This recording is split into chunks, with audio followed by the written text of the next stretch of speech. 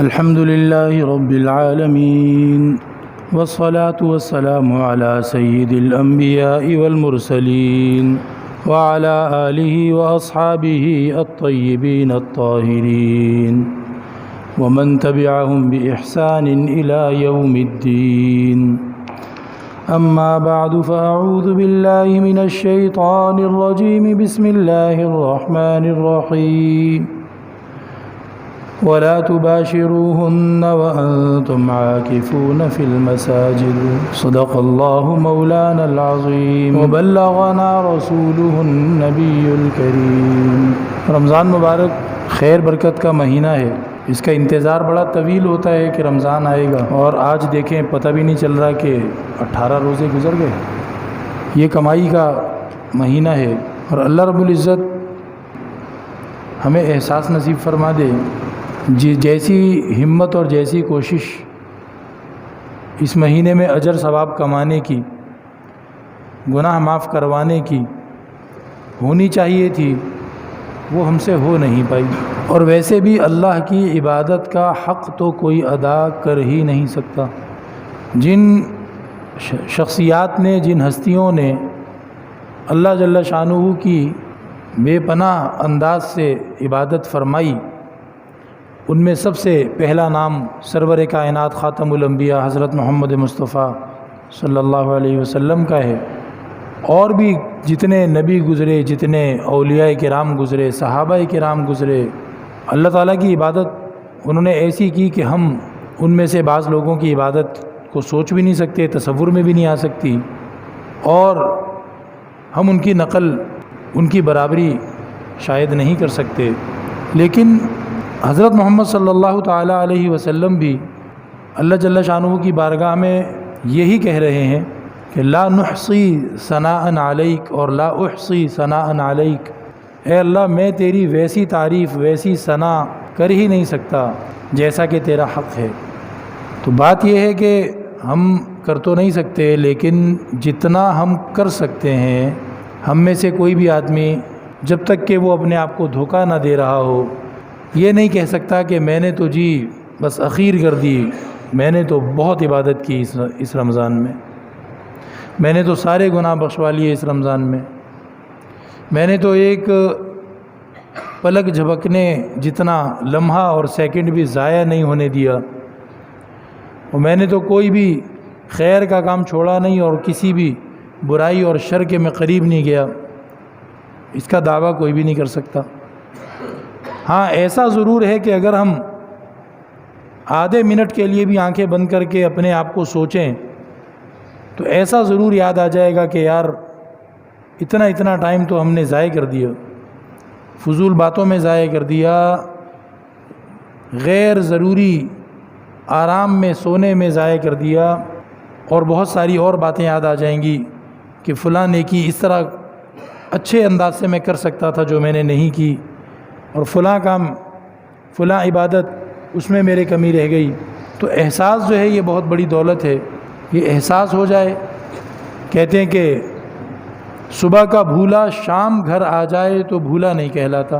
ایک آدمی راستہ بھول گیا تھا، دن کو اپنے گھر کا راستہ بھول گیا، اور شام کو وہ گھر پہنچ گیا نا گھر، بس اب اس کو بھولا بھٹکا نہیں کہو، وہ منزل پہ صحیح جگہ پہنچ گیا ہے. تو 11 دن رہ گئے ہیں، یا شاید 12 دن، اور صورتحال ہم سب کی یہی ہے کہ جیسا کرنا چاہیے تھا ویسا کیا نہیں. جیسے رب کو راضی کرنا اور رب کو منانا چاہیے تھا ویسی ہمت دکھائی نہیں. غفلت ہوئی، سستی ہوئی، موقع ہاتھ سے ضائع کرتے رہے. لیکن ابھی چانس باقی ہے. نبی کریم صلی اللہ تعالیٰ علیہ وسلم کو شروع میں یہ جو شب قدر ہے اس کے مختلف حالات رہے. ایک موقع وہ بھی آیا کہ نبی پاک علیہ السلام کو شب قدر کے بارے میں اللہ رب العزت نے کوئی اشارہ نہیں دیا کہ کب ہے. تو نبی پاک علیہ السلام نے بعض دفعہ دوسرے عشرے کا بھی اعتکاف کیا شب قدر کی تلاش میں. اور پھر ایک موقع وہ آیا کہ اللہ رب العزت نے شب قدر کی پکی تاریخ بتا دی، ہر سال اس تاریخ کو آیا کرے گی. حدیث میں آتا ہے کہ نبی پاک علیہ السلام گھر سے باہر نکلنے کا، مسجد میں آنے کا ارادہ فرما رہے تھے تو اتنے میں 2 لوگوں کو جھگڑا کرتے ہوئے پایا، 2 بندے جھگڑا کر رہے تھے آپس میں۔ تو نبی پاک علیہ السلام نے فرمایا کہ ان کے جھگڑا کرنے کی وجہ سے اللہ تعالیٰ نے شب قدر کی تاریخ ہٹا لی۔ اور تیسری حالت یہ ہے کہ شب قدر کے بارے میں فرمایا کہ اس کو تلاش کرو آخر کی 10 راتوں میں۔ اور شب قدر تو ایک بہت ہی بے مثال قسم کی اللہ کی طرف سے عنایت اور مہربانی ہے، یہ تحفہ ہے اللہ کی طرف سے۔ اللہ رب العزت نے قرآن پاک میں پوری ایک سورت نازل کر دی اسی شب قدر کی تعریف میں، اور اللہ رب العزت اس میں یہ فرما رہے ہیں کہ تم کیا جانو شب قدر کیا ہے، اے انسانوں، اے جنوں، تمہیں اندازہ ہو ہی نہیں سکتا شب قدر کی شان کا، اس کی اہمیت کا، اس کی قیمت کا۔ وما ادراک ما لیلۃ القدر، تم نہیں سمجھ سکتے لیلۃ القدر کیا ہے۔ ہاں ایک بات ہم تمہیں بتا دیتے ہیں جس سے تمہیں کچھ آسانی ہو جائے گی اندازہ کرنے میں، وہ یہ کہ شب قدر 1000 مہینوں سے زیادہ افضل اور بہتر اور زیادہ ثواب والی۔ 1000 مہینے پتہ نہیں 80 سال کچھ اوپر بنتے ہیں۔ ایک انسان کی ہمارے ہاں ایک انسان کی پوری زندگی بھی 80 سال کی نہیں ہوتی، تو اگر ایک شب قدر کی عبادت اللہ نے قبول فرما لی تو سمجھے آپ کی ساری زندگی عبادت میں لکھی گئی کہ نہیں۔ اچھا مزے کی بات یہ ہے کہ اللہ نے یہ نہیں فرمایا کہ وہ 1000 مہینے کے برابر ہے، برابر نہیں ہے، فرمایا 1000 مہینے سے بہتر ہے، پتہ نہیں کتنی بہتر ہے، 1000 مہینے سے پتہ نہیں کتنے درجے بہتر ہے۔ اگر 1000 مہینے سے 2 درجے بہتر ہے تو 2000 مہینے ہو گئے، اگر 1000 مہینے سے 7 درجے بہتر ہے تو 7000 مہینے ہو گئے، اگر 1000 مہینے سے 70 درجے بہتر ہے تو 70000 مہینے ہو گئے، ہمیں نہیں پتہ کتنی بہتر ہے۔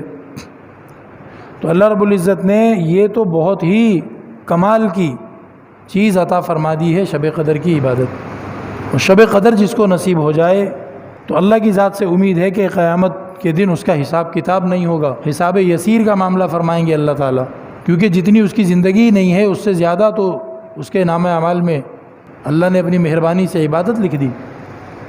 اور شب قدر کو حاصل کرنا یہ آخر کی 10 راتوں میں ہوتا ہے۔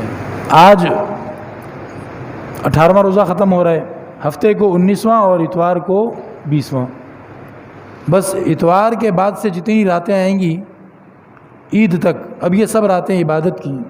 ویسے تو ہر رات عبادت کی رات ہے، اللہ ہمیں توفیق عطا فرمائے۔ نبی پاک علیہ السلام، آپ کے صحابہ، آپ کے جانثار اولیاء کرام، ائمہ اعظام ہر رات اللہ تعالیٰ کی عبادت کرنے والے لوگ تھے، اللہ ہمیں بھی توفیق عطا فرمائے۔ لیکن بھائی جس کو کہتے ہیں نا کہ اتنا بھی نہیں کیا تو پھر کیا کیا، تو وہ یہ ہے کہ آخر کی 10 راتیں ہیں، اگر ان میں بھی ہم نے عبادت نہیں کی تو پھر سمجھو عبادت کی ہی نہیں، پھر کیا کیا، پھر تو نالائق ہو گئے بالکل ہی۔ اللہ ہمیں نالائق ہونے سے بچائے۔ شب قدر کی تلاش میں، شب قدر کی جستجو میں اعتکاف کیا جاتا ہے۔ اعتکاف کا تذکرہ تقریباً تمام انسانی مذہبوں کے اندر آپ کو مل جائے گا۔ جو آسمانی مذہب تھے یہودیت اور عیسائیت، ان میں بھی رہبانیت کے نام سے اعتکاف کا تذکرہ موجود ہے۔ اللہ تعالیٰ قرآن پاک میں کہتے ہیں وَرَهْبَانِيَّةً ابْتَدَعُوهَا، اور اللہ تعالیٰ نے ان کے اوپر مذمت بھی فرمائی ہے فَمَا رَعَوْهَا حَقَّ رِعَایَتِهَا، کہ وہ لوگ ایک کونے میں الگ تھلگ بیٹھ جاتے تھے اور وہ لوگوں سے ملاقاتیں نہیں کرتے تھے، تو وہ اسی کو تو اعتکاف کہتے ہیں کہ مسجد میں آ کے بندہ بیٹھ جائے اور پھر اس کی رعایت کرے اعتکاف کی۔ اسی طریقے پہ جب سامری نے حضرت موسیٰ علیہ السلام کی غیر موجودگی میں بنی اسرائیل کو گمراہ کیا اور انہیں ایک بت بنا کر بچھڑے کا اس کی پوجا پہ لگایا، تو اس میں بھی آتا ہے کہ حضرت موسیٰ علیہ السلام نے کیا فرمایا تھا، وَانظُرْ إِلَىٰ إِلَٰهِكَ الَّذِي ظَلْتَ عَلَيْهِ عَاكِفًا، اب دیکھ تیرے اس جھوٹے خدا کا میں کیا کرتا ہوں جس کے سامنے تو اعتکاف کر کے بیٹھا ہوا تھا۔ تو اعتکاف کا تصور مشرکوں میں بھی ہے۔ اسی طریقے پہ قرآن پاک میں ایک اور جگہ آتا ہے کہ مشرکوں سے جب پوچھا جائے کہ یہ بت جن کی تم پوجا کرتے ہو تو یہ کیا ہے، تو وہ کہتے ہیں کہ ہم نے اپنے باپ دادوں کو ان بتوں کے سامنے اعتکاف کرتے ہوئے دیکھا تھا، اس لیے ہم اپنے باپ دادوں کے خداؤں کو پوجیں گے۔ تو اعتکاف سے آپ کا اپنے خدا کے ساتھ رشتہ مضبوط ہوتا ہے۔ اللہ جل شانہ سچا خدا ہے، معبود برحق ہے، پوجے جانے کے، عبادت کیے جانے کے سچ مچ لائق اور مستحق ہے۔ تو اللہ رب العزت نے اپنے نبی کے ذریعے خود ہمیں یہ طریقہ سکھا دیا ہے کہ ہم کم سے کم رمضان مبارک کے آخری 10 دنوں میں باقی تعلقات کو کم کر دیں۔ پچھلی امتوں کے لوگ تو شہر میں نہیں رہتے تھے، ویرانے میں، جنگل میں اکیلے جا کر وہ ان کی رہبانیت ہوتی تھی، وہ ان کا اعتکاف ہوتا تھا۔ یہاں تو اللہ نے بھری مسجد، ماشاء اللہ، علاقہ، محلہ، رشتہ داریاں، دوست، 5 ٹائم نماز میں آ رہے ہیں، بھائی بیٹے جناب، اور ملاقاتیں بھی ہو رہی ہیں، اور اللہ تعالیٰ ثواب کیا دے رہا ہے؟ اعتکاف کا۔ کتنے لاڈ پیار میں رکھا ہے اللہ نے حضرت محمد صلی اللہ علیہ وسلم کی امت کو۔ اگر یہ حکم ہوتا کہ نہیں بھائی کسی ویرانے میں جاؤ، کسی جنگل میں جاؤ جہاں انسان نہ ہو اور وہاں جا کر اکیلے اعتکاف کرو، تو اللہ کو یہ بھی حق حاصل تھا، اللہ ایسے کہہ دیتا۔ تو یہ جو 10 دنوں کا اعتکاف کیا جاتا ہے یہ بڑے کمال کی چیز ہے۔ حدیث میں آتا ہے کہ نبی پاک علیہ الصلوۃ والسلام نے فرمایا المعتکف یعتکف الذنوب کلھا ویجری لہ الحسنات کلھا۔ معتکف کی کوالٹی بتائی، معتکف کا فائدہ بتایا کہ اس کو کتنا فائدہ پہنچتا ہے معتکف کو۔ فرمایا کہ جب وہ اللہ کے گھر میں آ کے بیٹھ جاتا ہے تو سارے گناہوں کے راستے اپنے اوپر بند کر لیتا ہے، اور اسی سے ہمیں معتکف کی تعریف اور ڈیفینیشن بھی سمجھ آ گئی۔ اصل معتکف ہے ہی وہ جو اللہ کے گھر میں آ کے جب بیٹھے تو اپنے اوپر گناہوں کے سب راستے بند کر لے۔ یہ نہ ہو کہ فلاں طرح کا گناہ جو ہے میں اعتکاف میں بیٹھ کے کروں گا، جناب موبائل فون کی میموری میں الٹا سیدھا کچھ بھر کے لا رہے ہیں کہ وہاں تسلی سے بیٹھ کے سنیں گے، یا کوئی اور کھیل تماشے کی غفلت کی چیز ساتھ اٹھا کے لے آئے، چلو یار لڈو لے کے چلتے ہیں مسجد میں بیٹھ کے اعتکاف میں ٹائم پاس کریں گے۔ نہیں، اپنے اوپر خود گناہوں کے سب راستے بند کر کے بیٹھنا، کوئی گناہ مجھ سے نہیں ہونا چاہیے، اللہ کے گھر میں آ گیا ہوں میں۔ تو فرمایا کہ معتکف اس کو کتنا بڑا فائدہ ہے کہ گناہوں کے تو سب راستے بند ہو گئے، گناہ تو وہ کرے گا ہی نہیں، اور خدا نہ خواستہ اگر وہ اللہ کے گھر میں آنے کے بعد بھی گناہ سے نہیں بچ رہا اور گناہ کے موقع تلاش کرتا ہے یا گناہ کا انتظام کرواتا ہے اپنے لیے، تو معلوم ہوا کہ یہ معتکف نہیں ہے۔ اس نے اپنا نام معتکف رکھا ہے، یہ معتکف نہیں ہے۔ معتکف ہے ہی وہ جو گناہ چھوڑے۔ تو اللہ کے گھر میں آ گیا، گناہوں کے سارے راستے اپنے اوپر بند کر لیے، تو یہ فرشتوں کے مشابہ ہو جائے گا کہ نہیں؟ فرشتے وہ گناہوں کو اختیار نہیں کرتے، فرشتے گناہ نہیں کرتے۔ تو جب یہ اللہ کے گھر میں آ کے بیٹھ گیا تو یہ ان جیسا بننے کی کوشش کر رہا ہے، اور اللہ تعالیٰ اس کو روحانیت اور ملکوتیت یعنی فرشتوں والی صفت وہ عطا فرما دیں گے۔ اور فرمایا یجری لہ الحسنات کلھا، ساری کی ساری نیکیاں وہ اس کے نامہ اعمال میں اللہ تعالیٰ لکھتے رہتے ہیں۔ گویا تم میں سے جو اعتکاف میں بیٹھے گا، اللہ تعالیٰ نیکی لکھنے والے فرشتے کو کہیں گے کہ اس کی نیکیوں میں ہر وہ نیکی لکھ دے جو اگر یہ مسجد میں نہ ہوتا اور وہ نیکی کرنے کا موقع اس کو ملتا تو یہ اس نیکی کو کرنا چاہتا۔ کسی مسلمان کی مدد ہے، والدین کی خدمت ہے، کسی کو گناہ سے منع کرنا ہے، کسی کو نیکی کے بارے میں مشورہ دینا اور تلقین کرنا ہے، کسی بیمار کو پوچھنے جانا ہے، کسی مسلمان کے مرنے پر اس کے جنازے میں پہنچنا ہے، یہ سارے کام مسجد سے باہر ہوتے ہیں نا بھائی۔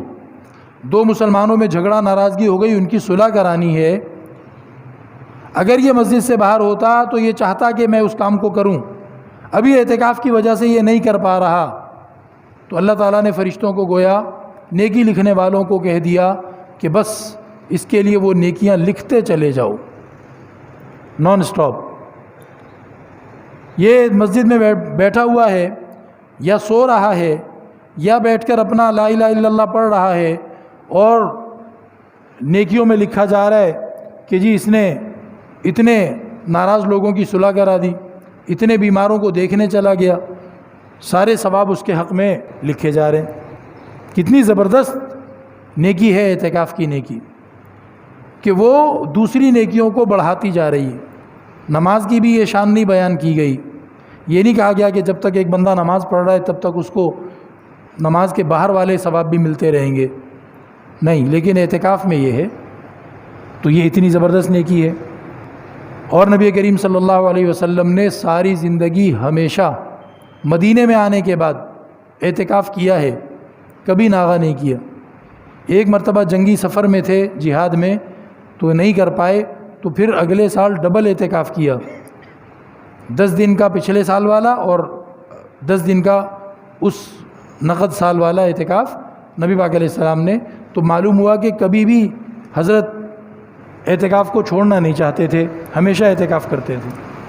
اور فرمایا کہ جو ایک دن کا بھی اعتکاف کرتا ہے نا، اور اللہ کے ہاں اس کا اعتکاف اگر قبول ہو جاتا ہے تو اللہ تعالیٰ اس کے اور دوزخ کے درمیان اتنی خندقوں کا فاصلہ کر دیتا ہے۔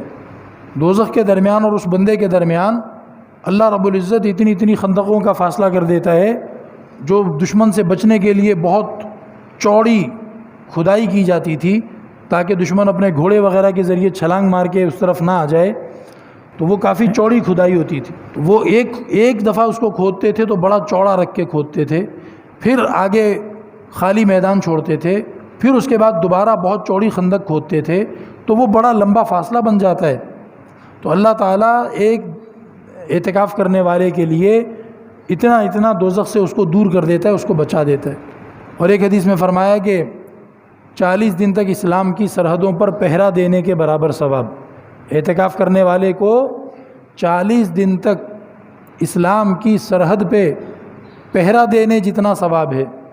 اسلام کی سرحد پہ جس نے ایک صبح یا ایک شام چوکیداری کی، اللہ کی نظر میں اس کا ایک صبح یا ایک شام اسلام کی سرحد پہ چوکیداری کرنا دنیا اور دنیا کے تمام خزانوں سے زیادہ بہتر ہے۔ اب کتنا بڑا اجر ثواب مل رہا ہے ہمیں کہ اعتکاف کر لیں گے تو 40 دن تک اسلام کی سرحد کی چوکیداری کرنے کا ثواب ملے۔ اور ایک حدیث میں ارشاد فرمایا کہ 2 حج اور 2 عمرے کرنے کا ثواب، اعتکاف کرنے والے کو 2 حج اور 2 عمرے کرنے کا ثواب ہے۔